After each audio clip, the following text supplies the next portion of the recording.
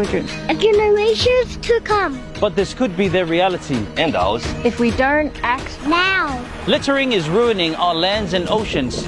Literally. It's killing marine life and suffocating ecosystems. Polluting the water and soil that we depend on for our very existence. Who cares? I do. I care. We do. I do. Samoa cares. Climate adaptation, resilience and enhancement of Samoa. Effective waste management is achievable if we all just do our part. It's not too late. We can work together now for a healthier and cleaner Samoa. For a better tomorrow today.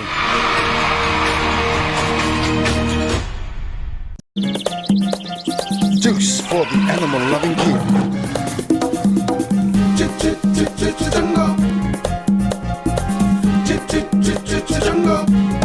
Jungle juice. Orange, apple, mango, grapes, pineapple, guayabano.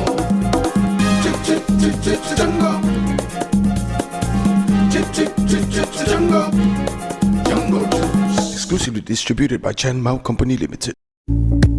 Uncle Johnny's continue to bring you quality ice cream to ensure families have a great time when getting together. With delicious, yummy flavors of our nearest range of premium ice creams, Uncle Johnny's is all about making sure that our brand remains a family favorite. Uncle Johnny's ice cream is available at your favorite store nationwide. Visit any of the stores near you, or better yet, come to our Vitaly factory for your orders.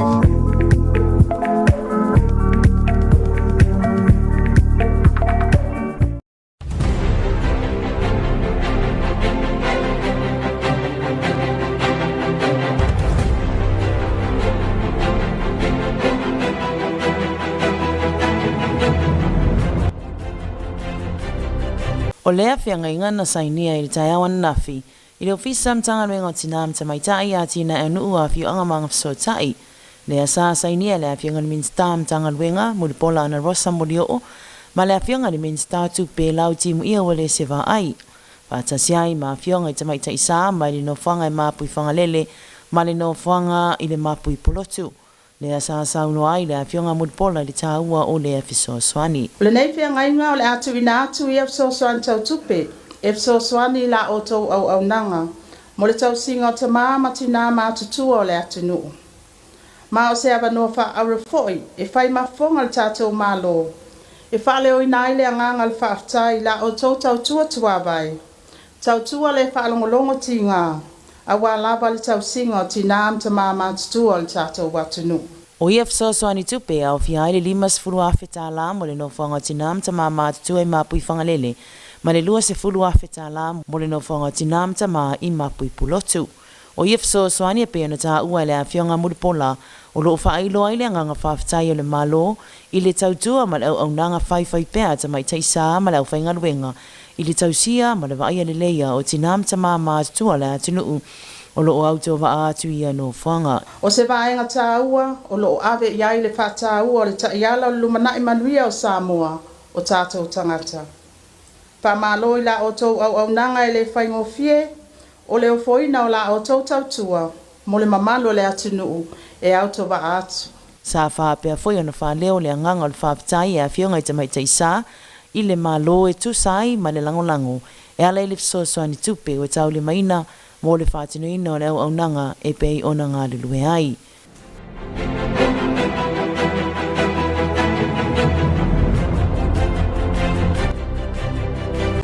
Salam ya te oe e file mo. O le tolu se fulu tau sanga ua mapai. Sa wala awina i tina mai le asu talo le laralangi Palestina. Tātou te saunia le lotu ki tālo le laralangi. Ilona autu e whapea. A fio mai, sila whaatini. Ai taluai o na o le talitonunga whapea o Palestina. Na whanau mai ai le ola Kerisimasi. Lea la o toi wala awina ai po i Palestina.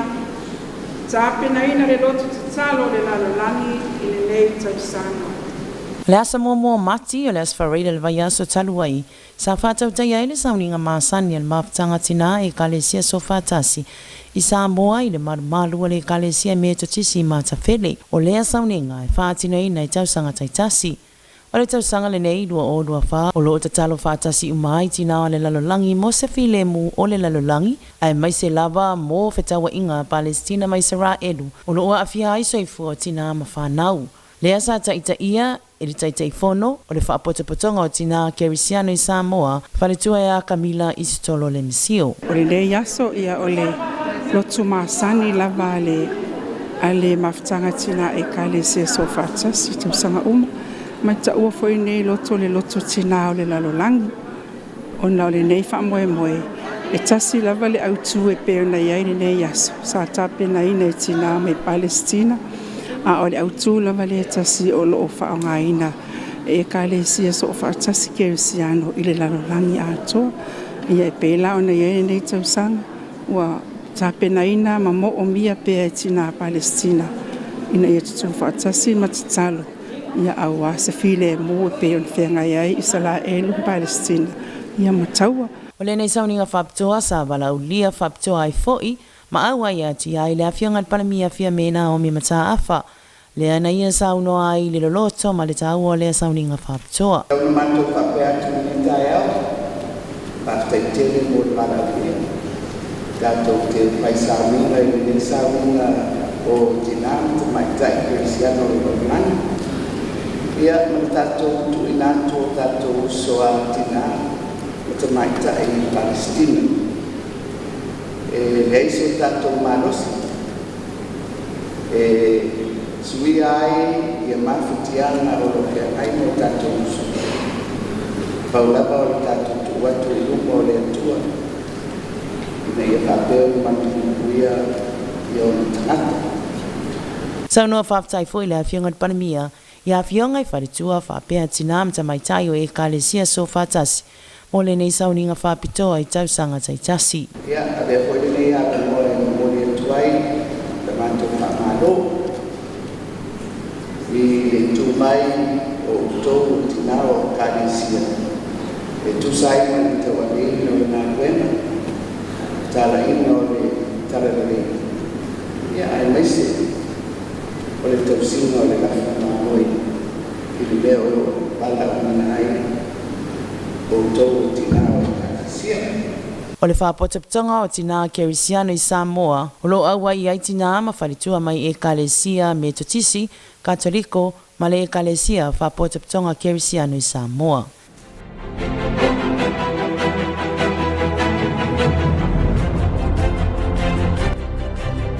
La solulu luas fuvalu Februari lu o lua fasa fatino ai se sailinga o fala au fasa ina al Matagaluega o leo le maketi funga lei e pe ona ripoti e nisi le atunu wanga ili ofiso leo sa fatino ai fo i se sailinga mo fala au fasa ina i se fale maututongi tula ele ma maua ini paipa mani pautsa papa e fo linga mai o le fala au fasa ina o le aisa ma tau fia mai ai se li e tos futas tau sanga o fasto uta ma fale a siu.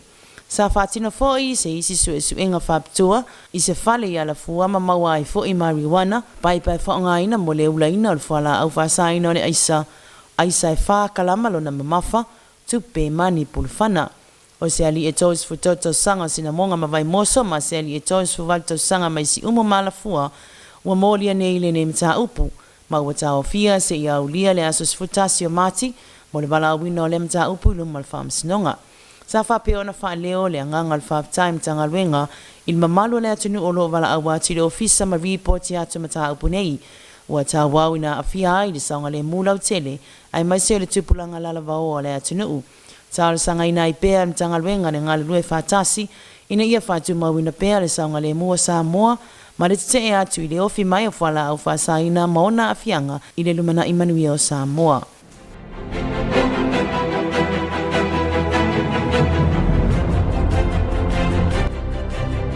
O lea te unga le amawhai ai e tangata pālota i Samoa nei ma tangata Samoa lo i atunui whafo o na resi tala mo le pālota e whaonga ina ai te mai whanei o na pō i lunga upenga ta whailangi.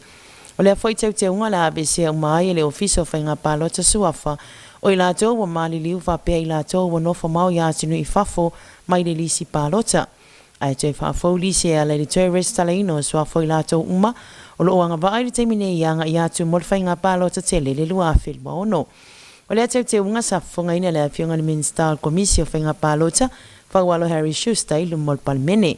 Ta ua e whawalo se whainga e mawhai ai e tangata Samoa uma Wanga ba e pālota na restala i lunga upenga te whailangi. O na taluai o tu la whono whainga pālota lua fesfuru iwa. E na o tangata Samoa la vaulo o malanga ia tunu i whafo moa o onga. Ngā luenga whawai teimi whapea tangata o lo o ngā lui whafo mo ngā luenga na malo. Sa mawhai o na restala ai. E le mawhai o na restala i tangata Samoa o lo ono nofo i te tono Samoa. Whalia foi o le minister te tau tangata wa mai o na restala i lunga upenga te whailangi. Au fiai ma tangata Samoa ia tunu i whafo. Ona malanga i Samoa mole pueina o lona ata mawhapiina o longa lima mai ona tama i lima umai se fulu. Mo whaamaunga mawhamoni ngā le ofisa o whainga pālota e mautino ai o ia tonu lea sa restala i lunga o penga te whailangi. O ia teu unga lo whasoa i ai manatu malangono sui whaipule se esel maota ono o tupe o le a whaalo e tangata Samoa i atunu i whafo e malanga mai ai Samoa mole whaatino ina o lea tūlanga.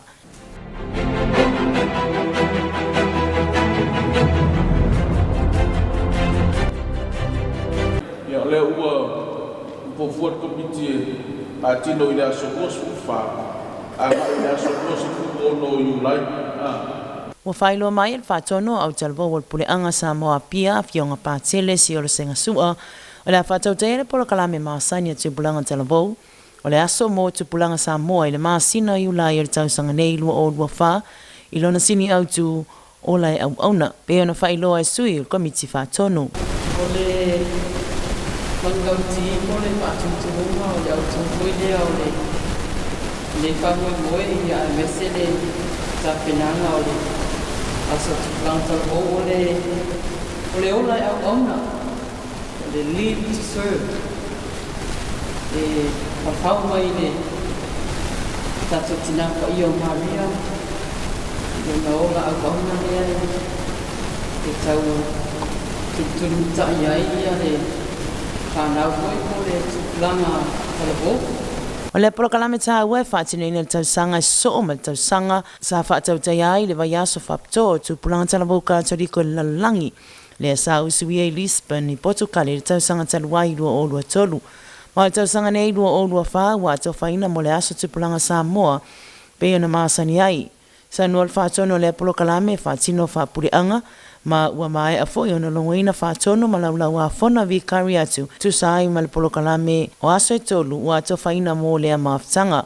Ua mai ato fia foi so a komiti a o fia ai laulau a whona vikari atu tasi e langolango sua le komiti whaatono lo o a o fia ai whaatono au taravou a vikari atu tasi i le tāpenaina ma le whaatino ina o lea wha moe moe. Ia wai e koi komiti o le urusungu sa o le ia ma komiti o tupe ia o foi, o komiti o sauni ngā lotu, o komiti o malai, o komiti o tauputanga, o komiti o tauroma, o komiti o whiwhianga, o komiti o musika, ia mare paemana o te uleo, ia e nera ia mai o rusua koe na lo, o vea, ia e komiti lea, ia ka piko ma komiti whairoiru, ia o iai o kako Nau nau tainga le nei polo kalame o le tapu eina leo le ola whaleanganga tupulanga talavou le Kalesia o le manuia o ainga nuu ai maisele e Kalesia whapea le malo. Nanga la kauruna na o le tapu eina o le soifuku whaleanganga tupulanga talavou.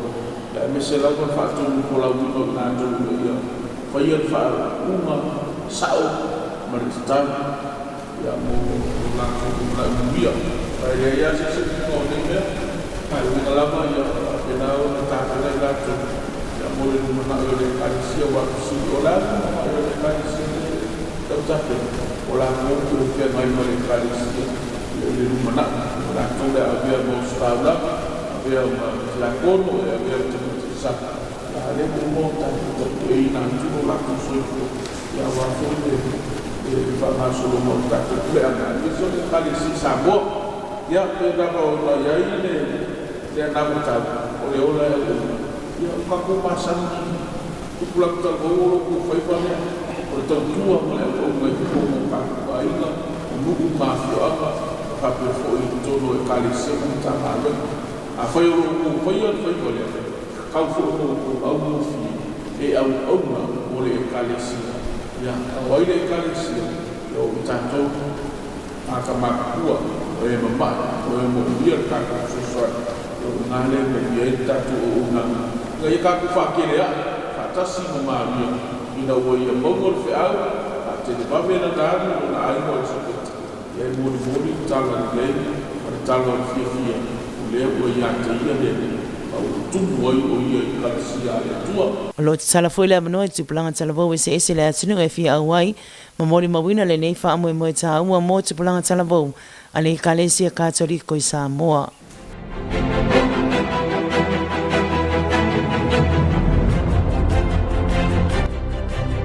Ola sona na file as fultolo February e atoa ia le luas fulima tausanga le onanga fa o staulanga la fionga pa tele Silva pa pele a fionga pa tele Manuele pa tele Bonifacio ma la fionga pa tele Moe o la to ia sa seminario ma fa wina fatasi i le tafinga o staulanga le tausanga ya fi selau i vasfulvalu le sa fa mana tuina le luas fulima tausanga o le soifua au au nei le tua malana wala au i le tafinga o staulanga i se sauninga fa pitoa sa ta ita ia lea le epikopo langolango le puleanga Samoa pia a fionga epikopo Peter Brown.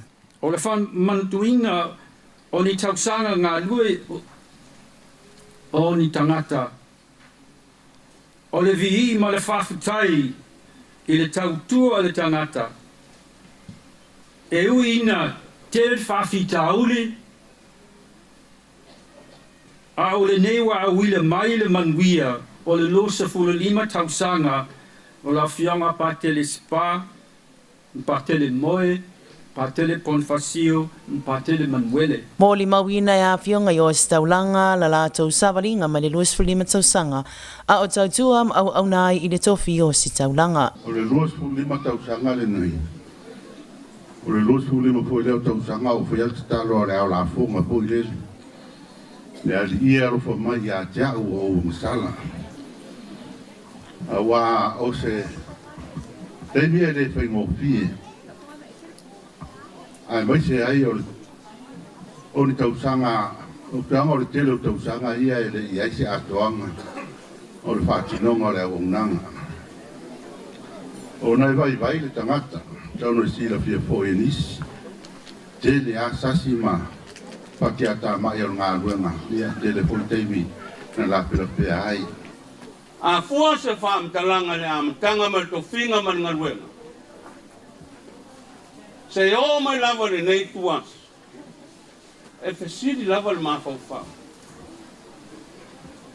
O iai ane nganga o whaaraina e ara le ngā ruenga. E ara lo mātou tawalanga leo kusoi fua le tala le leia le. Ai po fia vo ina nganga o malaya o no lo mātou whata mala le ngā ruenga. Lo mātou whapea le talo whae. Ia o le pese lava le kua, le maua lunga, ma maura loe, lo lotoro na lofe lave ai.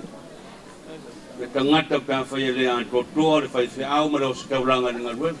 Wala au mai katinari, ka lepo whapine, fia whairoa i tangata lea sa ta pese. Ia i le mtanga wila au whai pese la whaliu. Ina wala uria i lolea o katinari, pa mai i mawhai o na vea oe mo watari. Ei lava so ma fau o tu tasi lava le lo nau i oi la o fionga pa teitena wharoala o saulo i o mātua o whai atu i o manaula na fionga e vea mo na tari e mai kala suka ma tori a le kaule wha moe ngala e alwai o sale a inga ngingi e koe fui mai ai apa mai se o tinasi au ke whai ngā karo. Aru ia manuia, e ke kaa fa me ke alu whapakiri. Kara le se o tina e wha amaru si awa i atea. I ori ka tinari la, ia lava o ia lava na ia walo ia lo leita ngā te whai mai, o te loa o oe ori pātiri. Ia u whapero le awai le whai ngā leri i lana wala wina o tangata. SS ayana wale tapes eu saiba por falsao no kono foi lau te nolte me tu usulespes alo foi tawina lagi ne lau te mana tua ne afia ia le wala wina o le le o pale mal tupi o ke loa e awa o mana te pena whātu anga i le atua i e tātou umalanga e kako tupu mai e masani anu ka lau ngai o mana whitwhiri e le atua i tātou e whananau mai le lalolangi le nei o mana whitwhiri e le atua tātou mātua e le ise tātou tala i le mea whitwhiri e le atua o tātou ainga whitwhiri e le atua o tātou mātunu, le ngangana, le anganu. O mea uma ua whai e le atua o le tātou mitanga lea. Ngā o le soifua lava mo le ola, ma le anganga whaaftai le atua o tātou mau. E moni e le whamtaranga pātele manuele, o le langona fui ngai, pe o le tatalo le au la fonga. Le liei e lofa mai a te au tangata masala. Ia ae pangala valea, e sila fia lava le atua o tātou tangata. Ia ae le umai le fia vala au iai tātou. Te le lana ngā luenga e pe ona. Ia i fwoi se tasua whātau. Te le ngā luenga, i pele sai kofia sele ia. Tātou wanga i le li e te talo. Mawani au ngai o e tala le lei. O le nei sauninga whaptua sa whapeona awa i ai te tai o e kalesia o ni iso sui whai pule ma le loa loa au Faigaluega totofi e le atua le kalesia kātori ko Samoa. Whaatasia i mana a whionga le epikopod pure anga Samoa pangapango a whionga ko leo tu manuvao e tuale. Le ana sau noa wha manuia i a whionga o staulanga i nei tausanga i tele o lola tau wala awina. O whionga pātele spa, whionga pon whasio, Whionga Manuele, me se foi, whionga moe, mahalo le tau, mahalo le whai o le whai. Si le vinga man whaftai le atua, i loto to whinga o le talo fo nāru a le au ona, mai sasa e whamia tele le atua. O le luas fuli matausanga e le o se taimi pōpōu, pe i tai o le angangal whaftai ma le whamanui le atua, o no lana pule whasoa le seifu au ona o a whionga i o se taulanga, i la la tautua i le pule anga Samoa pia. Le nei wha moe sa tāpenaina e a inga mapaanga a whionga i o staulanga. Lea sa wha tautai e le maotau a inga la whionga pātele spasia wai whare ula. Ia, se pakut mai la whia. Ia. Ia, kope se kakasi te se lewa. Tau la kope kaku whai. Anniversary to you. Anniversary to you. Happy anniversary to our Happy anniversary to you. Hallelujah, you can live. Hallelujah, you can live. Hallelujah, you can live.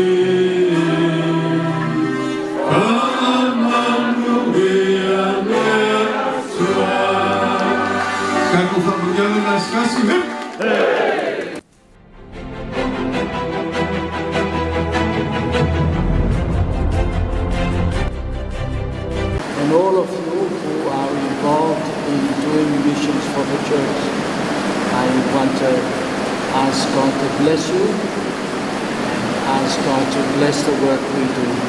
Pamania malola pene, atau la wafionga mulonia mana, e whafkai foi i whaleupolu o whaian pirte mai whasoa le tātou wanu. Mania le so,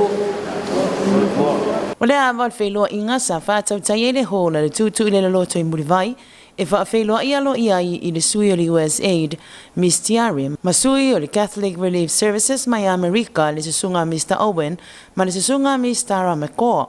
Le ana sau noa le sui whātono le Caritas Samoa, sa whanua ioane e whapapula le aunga autu o le whainga malanga. Au malanga le mai Amerika, o le tasi o sui tamaitai, ia o ia mai le malo o Amerika, i le vasenga lea sosoani ia tunu ese o lalangi wa fiaila Samoa a ole isi to olua ole au malanga ole osui mai le CRS ole Catholic Relief Services ia ole la tole ole fatinoina le ngaluenga mole malo America ia fa pia fo ila mole malo Samoa ai mai se tato pule anga ia tawala mai le Caritas Samoa lo ia ile fa mo tasi le vai aso lo malanga mai ai la to nei e sia polo keti matina efso swani lo fatino ina le Caritas I polo msavai le lo fa tu peina mai el fala poptonga le USA e ala mai le Catholic Relief Services I America le ia fia ia tina isa amata fatino ina mai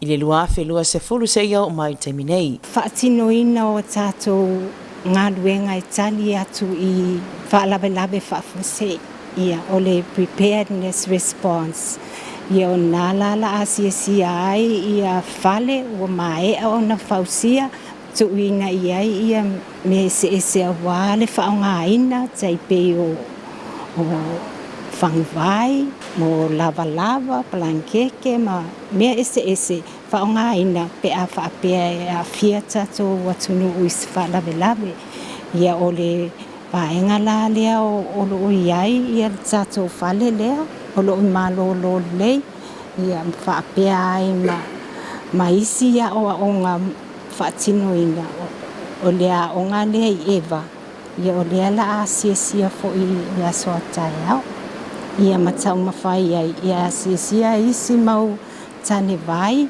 ia whaapea fo ia whale le taua e pe ona sa whaapea ona fausia ina le Caritas Samoa ia walawa ia sosoani pe ai ole manulauti o lo ia le Caritas Samoa o le aso ataya o le amata asia ia tina I upolnei fa moe le stofi o le ao atuai le asia singa ia tina e fatino I le motele sala fai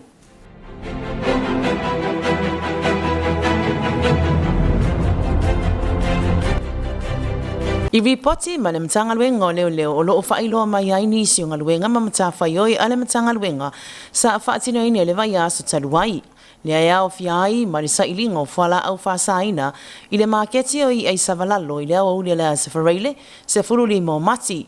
Le ana tau fia mai ai ni ali I se toa lima I lo lato u mia ina lea o le whala au whasaina o le marijuana. Whailoa mai foi e Matagaluega o leo sua whama fiu anga I lato nei sa tau fia mai I lea sailinga. Au fia ai se ali e wha se furito sanga le matua ma le a fiu anga o vailele ma le whangawali I.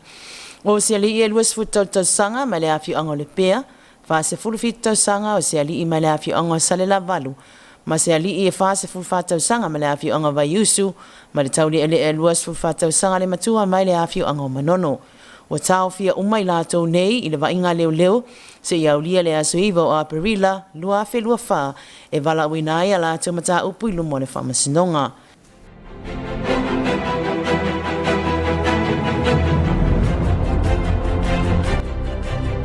O le whale le nei o le tasi leo o whale wa mai a whausia ma whātotonga ina I lalo polo ketif so soaniolo nafa ma le Caritas Samoa wa whaingoina le PrEPS leo lo o whaatupeina mai e le USA da Amerika le ala mai le whainga paanga ma le Caritas Samoa ma le Caritas Amerika le Catholic Relief Services. Maltai au neila le ana asia I le whaatinoina ma le whaamautuina o le aatinae e le sui e le USA le susunga ya Tara Ismond, whaapea masui o le Catholic Relief Services le susunga ya Owen Fitzgerald ma Tara McCaw. Sao no le sui o le Caritas Samoa ya Mulpola Christina Patolo o le nei whale whaatasiai ma containers, whaatasiai ma le container wa mai a whaatotonga ina I ulua e mana o mia e tangata I te mia whaatiai whaalawalawe whaafua sei. E se tasi polo ke te whala potpotonga le Caritas Samoa na amatalia le lua whelua tasi ta ua o le PrEPS po le Promoting Resilience Through Essentials Prepositioned for Samoa. O le polo ke ti sa tape nai ni whale te o loa po ni warehouses se tolu. Ia awala te maluina le o loa imwhai o na whesosoani e tuftu whai na atu I tangata nu o ia awhia o na osos whaalawe lawe whale na atura. O nei whale te o loa Olo o yaile tono no whanga se tolu I nei e lua I nei polu malitasi I savai. O malolo lelei ia o loto whanga ia whaatasi lama tono longo pulotu I tapu ele. O le nei whale wa whausia whai ma o ngā tutonu ngā le mua no whanga ia wala atuai le fisoasoani tangata. E le ngata I mālolo le lei manu tua oi. Ai whaingo fie malata-lata I fui ona sapala I atu mea mana o mia I tangata. E le atu whale alili ma le atu ale I pātai mea mana o mia ai le fisoasoani. Mai whala malabe tutupu whafua sei. Na whilwhilia le Caritas ia le afio anga leo mālolo le lei. E whausia ina ai nei whale te o loa. Ia o le mafuaanga I le ngata o le nofuanga le kalesia. Ia ai o le wawa ai foi o no malolo le lei o lo I le o ngata tonunga le mu. E whaawhaingo fia I ona whaau o atu sosoani I le atu whale alili. Ia maisi foi o afio anga o le situ o le motu. O le naunau tainga o le Caritas ia o atu le fisoasoani tangata a fia le taimi e whianga iai. Ma mawhatianga ma mana o mia ai le fisoasoani. Ale ngā teilea ia a fia loa I whaalaulawe ma mawhai o na tari atu. I loa le toe whaatali fo I mo se fisoasoani mai atu nu I whafo. Totono nei whale te o loa, ia o lo o teu ina ai, ia o loa e mawhai o na fisoasoani a inga. O le a fia ia o la tau soifua pe atu tupu mai ni whaalaulawe whanātura. O loa nei a fia ai ia shelter tools, ia po o mea Faigaluega mawhai ona toi whausia ina ai mauta malawa. Ia o palankeke, o whangpau sei tulo wale, le whaapaleina o le vaimama mo le whonga tau mawha. Ia o hygiene kits, a wale tu mama, ia o tainamu sei tulo, whaititi ai fo ili pepesionisi whaama I tula I mai, ia o whianga I tātou mani whaalawe whanātura. Ia whaatasela manisi fo I o loa I mwhaiona whaonga ina a inga, ia I le o langa whaale aso. O le nepolo ketina mata whausia mai le lua whelua tasi, le au fia ai le whale le nei maa lo le lei, le isi whale o lo ilo to whanga ma le tasi o lo ilonga pulotu I le motele sa la whai.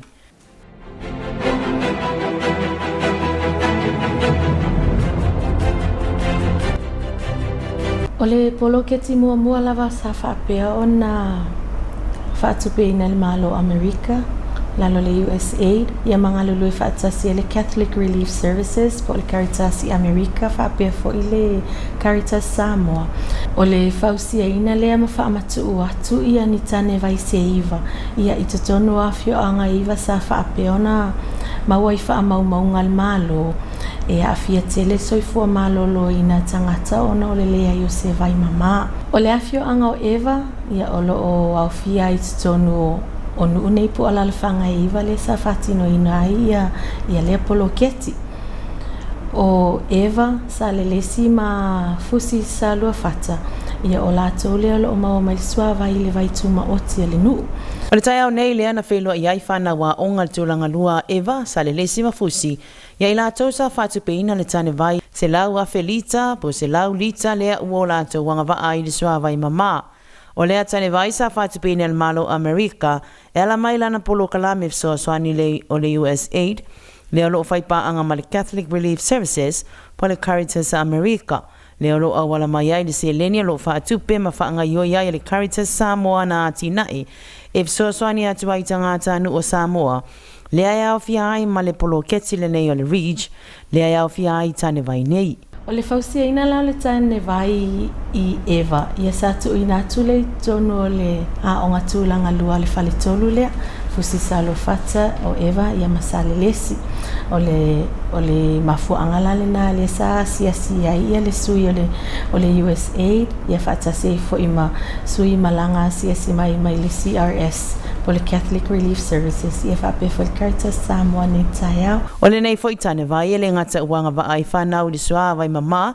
Ma le soifua malolo ina le taimi nei. Ai ole a benefiti ai foi tangata lau tele mai nuu maa fio anga I taimi o whaalavlave mātu i ātu tupu whāfua sei. I whaatata noanga fo i masui o le awhioanga na mai tau i nā i o le aonga tūlanga lua lea i māsani o na sulu i ai te leo a ingai e a awhia o la tō mauta malawa i taimi o whaalavlave whāfua sei.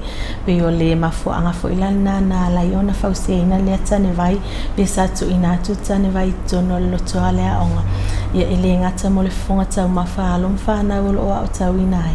Ia ai whaapea foi o nā whaonga mo le fonga tau mawha e i lato foi o le awhioanga o le asulu atu i tono o nei whale a onga ia i taimi foi o whaalavilavi whanātua. E iai nau nau ta inga e toi tarasanga se isi tane vai whaapea mo le a onga lavale nei le lumanai. Ono loo mai tauina e tolu a awhioanga o loo au tauina whanau ma au tō wa atu i lea no whanga. O loo whaawau pea polo ketif soaswani o le Caritas Samoa e le ngata i polu ai whaapea fo i le motele i sala whai.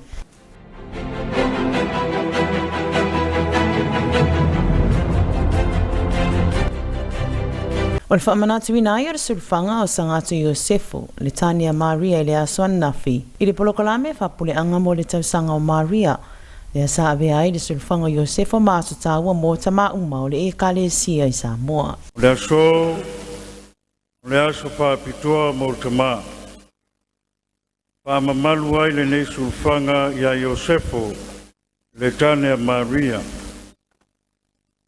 Iau ai o na whailo ta masina mawia le alalatu o le tamaitai. Whapea atu ai i ta ma umalawa wa fio mapapa au le menei.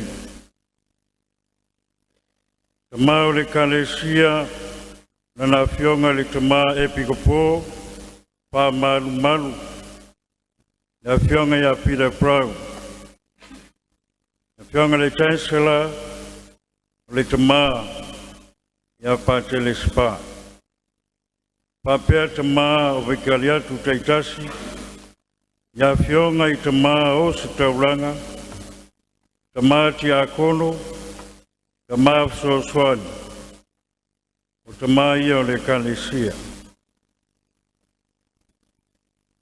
Tama o le atunu, i whapitoa i le ne yaso ta ua, nea wa whatulima iai.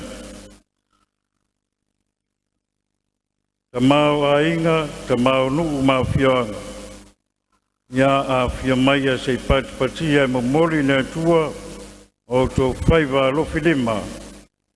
Ma o tō whaiva paia, ia sanga whamanuia iai na tua.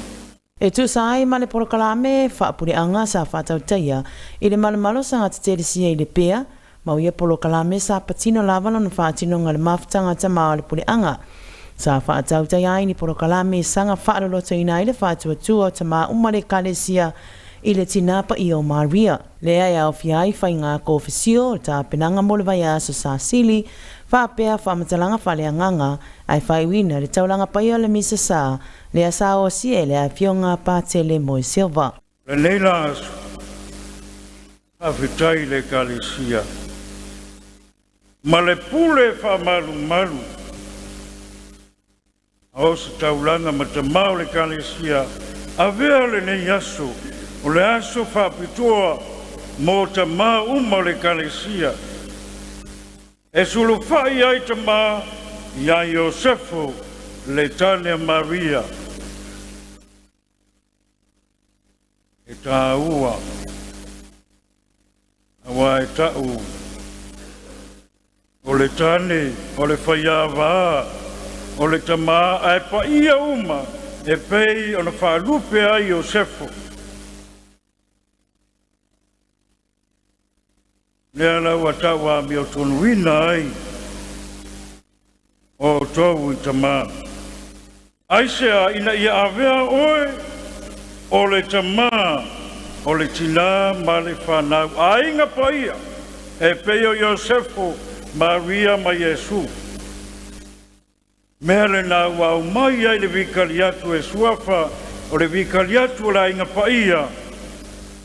O lo ola ma whamaluina e ta maule ne vikaliatu. Le ola e peio Iosefo paia. Nei se upo e tasi. Whalongo ngā lua e puna wa i le whātua tua. Mele le eita mauri kaliatu le nei. E ola e pe o Iosefo. Ia sulufai a Iosefo. Ia mua pe Iosefo. E taula mua e ta iala ia i latou marsavalinga. E atina. E o Maria. E ola wha moe ia o ngā o latou tangata whatawa. Whanau mai ai le Mesia le manuia kalesia mai le atua. A wale whanau e lango ai. Iosefo. Lango ai le tamau le ai. O le masina wa perila o le a whaatautai ai fo le isi polo kalame whaapule anga mo le tausanga o Maria. Le e whaatautai ai lava le polo kalame mo o polo lava ia. I le malu le pāselika i le muinga i le aso valo a perila. Whapea male polo kalame mo sa vai i le malu Yesu a ngalo whai Satawa.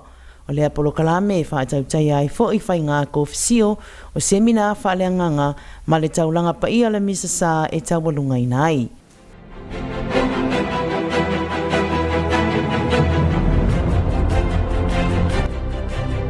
Happy birthday to you.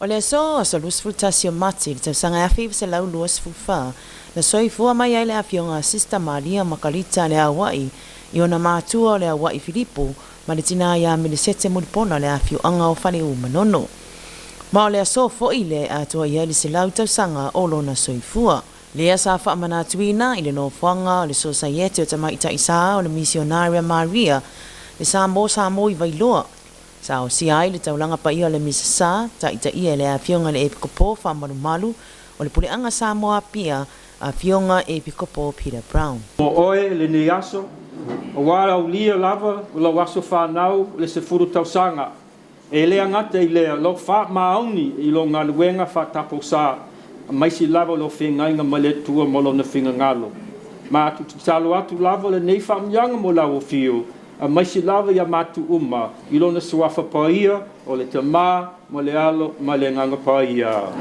O le afionga pate le Filipo o se alo e whaasino i se tuangane o le afionga sista Makalita sa whafongaina le launga o le misa sa whapitoa. Maua i le sapeta le tala, sole. O le ki ngā o le whao. Whapea loa le saunga lo makua o le sapeta. Ia oia, amu ia oi i whawhine uma. A kongo le alanga o kako pengi ai. O kako o mai kako ke poko mai se o kako whapea pe asista amu ia oe. Wa kolo se lau kausanga. A e fiku se fulu walu kausanga. O e kausia pea lau whea ngainga ma le kua a vea oe makamai kaisa ale umako o mai le so. Te maha kua le. A whiwa se lau i walua. Poko aku ngā whio foi sista mo lo whau unga.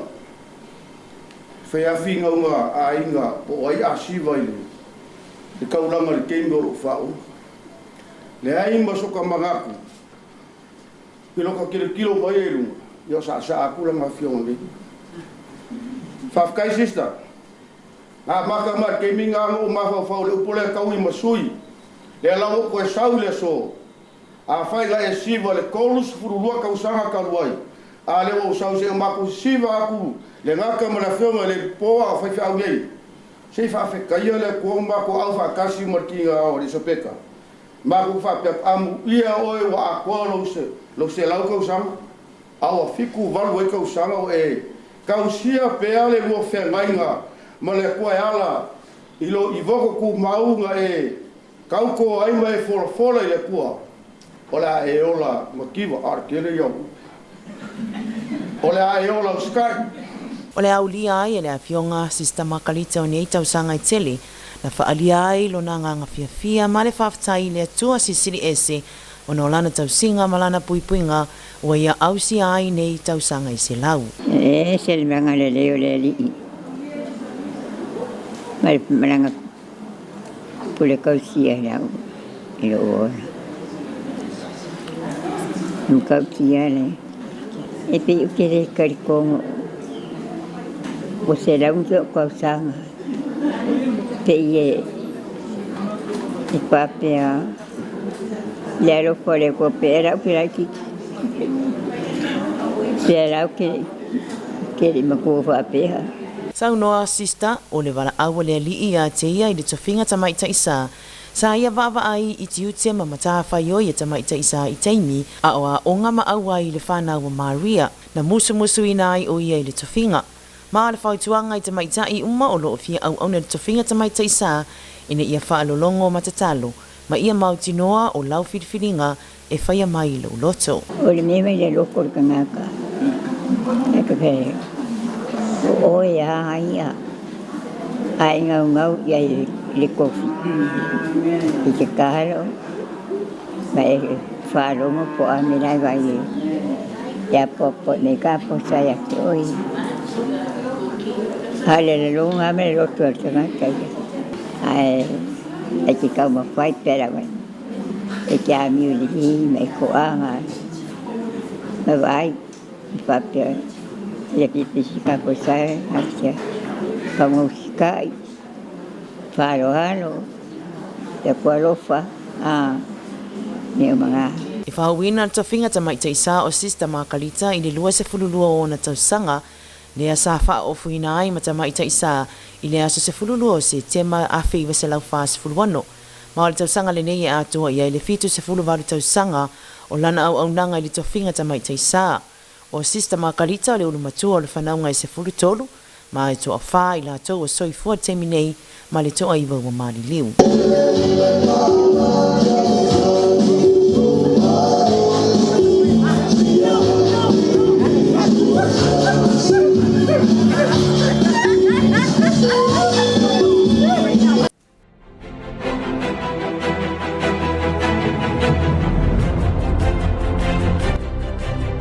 Ona talu ai wa whaamawina na Tagaluega o le soifua maloloina le si itia o le numero o ngā sengase o le fiva pona aivi o loo siaki atu i le mawatanga sengase matuatua ua whautua ina ai le atu nu ulau tele mo le tausisia o puipuinga mo le whamai. Se pepo whamatalanga ma le Tagaluega o le soifua maloloina whaamawina ai le si itia o ngā sengase fiva pona aivi ma le masina o Februari se o mai le amatanga o mati. Ma e au tangata lau tele na whaatina puipuinga e tau fiofia ili pepesi o le a whamai. O le fiva pona e via maafua mai le siama o loo fe ave i e namu. Ma e tele lava o tangata a fia e whainga tau na i loa aunga. Pe ta i e te tau na sila fia aunga o le fiva pona e vi mo le saunga le mu. Mo le puipuinga mai le ono a fia le fiva pona e vi.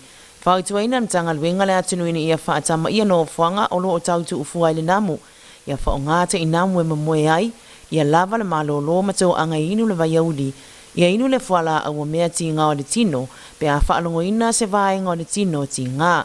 Ma ia ngā ia ai le fō mai, pe a lia e a unga, e a ofia ai le mawalunga o le fiva, ti ngā le ulu, ti ngā a ano mata, ti ngā maso onga pona aivi, whaafau ma pua i se itulou, ma e wa ai fo i le pata o le pau le tino.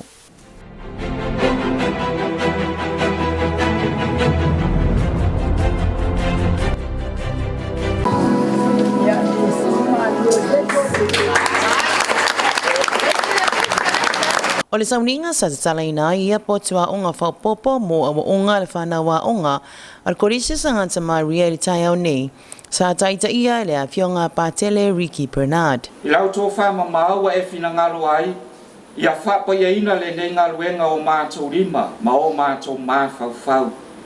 Fuai mai ai lātou uma o le a fuafuaina mo le whaangalueina o le nei whale. Ia whapena o na lava le tō whama mao ma le utanga lolotu. E au tauina i alo mwhanau nei i a waso lātou rumana i manuia. Wha manuia i ai lātou uma lava sa whapeo na whesosoani i ai le nei ngaluenga leo wa tau lau wal wha moe moe. Fai fo mai langi le mana lo nganga. E fa pa ye nai le nei vai o la sau sau nai le nei ngaluenga i le swafo le tama malealo maleanganga pa ia. Ritau au whai le ngaluenga lua se lau se furuwha whetala Samoa. Le sa wha manino le whionga le urua onga sina le peti aina fitu. O le amatanga o ngaluenga sa tau whai whaisi whaanonoa o na reilo po whe sau se vai ngā tupe. Le tai nanga le me tamai tai tuai. Le mawaleo le se lau wafe ta la mai le whamana tunga fo e las whanau o tato wa onga le uro tasi. I o tau sangan tene i atu ai atu e le ngā whatia se lau wafe i a tato ngaluenga. Ia ona tapena mai lolo le onga e whaia spela fone ta maiti ma we lolo le ona sufa hafe tala i le na o le lua vai aso ia setema ia o va mai atu a fa pepa ke tia e le lavanava ia ona susani mai lolo na fionga presidente PTA male PTA tu mai o lasto a tu au mai le si le masu wafe wa ui lava na ona sufa hafe ma we fa na ia ma sirfia ele whaia ta maiti o ma tua ma ainga ia na sa ma wai lo le supena a toa lava ia PTA ma fa na o PTA se lau wafe se lau sufa afe ia ma le se lau wafe mai te tuai no mo le tatu tu pe a toa le no se lau sufa afe na fa mi no ia tatu ngaluenga a toa pe tai le mai ai ngaluenga na le se lau ma pitu wafe bon tupu le sa alu wai ia o lona vinga o le o iei tupu whaasiri e ono afe ono se lau valu ia lo ia lai loa o lo ie sasani mea mea sua ia o tupu fo ia watutoi ia lele ia lo whamoe moe leo whaalau lau whaani fo ai loa tuto mua potu tamaiti ina ia awane i tue iesi mea tue tapatapa ai mātua Efks wani mai ia. O le lua se lau se fulfa whetala sa whaaluina i le whausiaina o le potu kuka ma le potu sui e pei ona whailoa e le ulua unga. Ia ona o alu lole e to otuli a fatai. Ku lalo le tupe whaalu tātou ngaluenga e nao le lua se lau wafe tātou tupe. I ona sau noa mai leo la nā fionga. Uma le lei na whahi tāpenanga e se lau iwa sulu hafe baru se lau tupe al whaasasi ngaluenga. Iona vaenga uma e na opotua onga e lua o fitting se whainga o sink maka posi ia ma le store rooms pau na tupe aluai. Afe iwa se lau iwa sulua afe malu se lau tala tupe na alu i le pakesia fata. Ba tonu ale pakesia fata ti e leilunga i le tupe na au mai whairi ngaluenga o le whaasai tiele na le whaasosoa ma le aisi astue ina ia maua mai se sosoani mai whane mau mai imea whane whai tatu ngaluenga ia o le oti stilo no lea i le ngaluenga e iai le me tupu o no le whane e na o lumai i malesino lea ai le se tua ai o te fia mana o mia se mea whape nei i luma nei e whai ele painting a tamaiti o na le lava ia na o tue sausanga lo le la fionga i asta maasera ia fionga tamaiti sa la tue tu wasa se mea le tua ia male board ia male fionga presidente PTA au ngani ai mali se tue se so o tatu fale o le ia tatu tu pele se toi ia na sau no mai lo lea i halu ia i o mamana ia no sau lo lea sala noa male sunga ka mota ia tan lo mai fo e le fionga le ngai tupu ia o le la fai lo le fa pa lo ngai tua o fa kulua palpala le floa o le o se me mectiles uma potua uma samaiti toi fai ia fai uma lo le foi atu estama e se me toi fai le island table ina ia ma fai samaiti na sipi ai mata pena ai kuka ai le ia nga ai o nga umu ia le fatino foi le nga duenga ia uma lo le nga duenga na o lo na fatino nga a toa lava sa fa halu ai e se furfa afe lima se la rosu tasita la se fulu lo sene ile to sto onga o le ceramic tiles fai o ceiling fans fai le island table alu atoa alu tupena ia o la fai nga atoa tupena alu tatu ngaluenga o le fale le nei malona sto onga e lua se lau ma le fitu afe so se la lua tasita la se fulu lua sene a le tupena maua lua se lau su fata la lua se lau su fa afe tala o lono vinga e iai le tupe fasili e ta ufa pa nani le economics of hainga lale o le revenue over expenses e sili ate le tupe maua o le tupe fasili la se toi mai ono afe ono se lau fitu su valu tala valu spun man valu sene o tupe na toi mai Ya whakapaka. O lona winga, ai se ai tā lafu, o le ngariwenga sa Ngata Maria. Na iai alo pupo le ngā wa o tamai te sa, I loma, New Zealand, fiti mai nei, le mana ai whaise mea, ai se ai tā lafu, ia posi mea oma, ai saso ai tā lafu. O le nama ai ngā tupe, na o te titino lala ia lele I whahiso na tala, a le ono afe ono sila fisi so malu tala, malu so malu sele, sa o te whaasosoa ina, whaino fua, ma whainau lau. Sai minei la, loa iai lau, loa iai no fua, ai le iai tala tupe vaenga na, ono afe, ono se lau fisi so malu tala, malu sele, mo mea whale, ona lea le mai a lenga venga le sunga ia fasa. E se mai se leni sa whaatupe ina e lenga wenga o le whaatua tonga ina e alai o ngā umu mapusa aisam o le whaatina ina o ongal whanau sa fōa I ma fisoa ni mai ai fo I le malosi o tēne tuai whaapea nisi o company. O le tai lama lau whaafutai I nisi vaenga smoka lai whafo. I sa sangan se nei nasi ai mātou e le smoka a pilani. A le lato o mai ia ele I o mai mo le aonga, ni mai mo le ainga whai aonga. Tui ni mai e sifuru afe. Mo whai aonga le aso whai aonga e whaponesi. Ia a le, tui ni mai fo e sifuru afe a le avaenga I smoka le Queensland. Ia o le whaonga ina lo leo le lato tupe na. So sangan se nei, whai e ia mea tau me ta alo wale whaale toni fo I mea afe lesi. E whaasau waikula sta tele ta maiti whai e vai ma avele aisa. Ia o le se vai ta alo ta maiti na whaatau wina. Ia pe se vai fumon tupo ta maiti. Whaonga ina tau. O laso mea lupa ta ua la ne tau sanga e whaafena toi mai. O pusa aisa. Ia tanga I po ina sa po ina le pusa aisa tele la ia. O mea lupa na vaenga I smoka le Queensland. Ia o le vaenga smoka USA Samoa. Naso whaatau wina ia le o ngā umu tele la e luna tau. Lupa I whaafe. Ia ai mai se la le zeb. Zeb ia o microwave o ti poti ia o le toaster o le blender. Ia whaftai tele nai le zeb ia ma lana ia management I le tele fisoani mai fo I pia aisi atu fo I tasa wa o ngai mana o mi o le fisoani. Wa mautuni si o vaenga mo le whaatine ina wa o ngā peitai o lo te talo atu pea le susunga le unua o ngai tēne tuai le lau mua I Samoa nei mātunu I whafo e lango mai mo le wha mautu ina atu atoa ina ia atu atoa ma le lei vaenga uma e a oa o ina I le whanau. Ia talo tu lava I te mai tai tuai. Ia ai se vasenga la e mu le loto I fia fai melele lo mana o mia ia na isi vaenga. Le nganga le whaafitai na whaaleo I le unua unga iai lato umalava sanga patia matongi maa whaatasi le nei uatino mai ai le nei ngaruenga. Lau a fionga fo I o le atua whaiva ma lau mea na I tahaua ma lau tūtua wha sale malama whaafitai ma ngaruenga mai ea. Ia o lea ua sau lau al wha moe le aunga nei ono le tūtau tua e ale whausio le nei whale. Le fionga ia Montini ot ia mai whaisua whaafitai ma le insinia a waha o Satitoa e le whaingofi a sa whaifua tātal sanga lava whaamole sau se wa aina ngaruenga.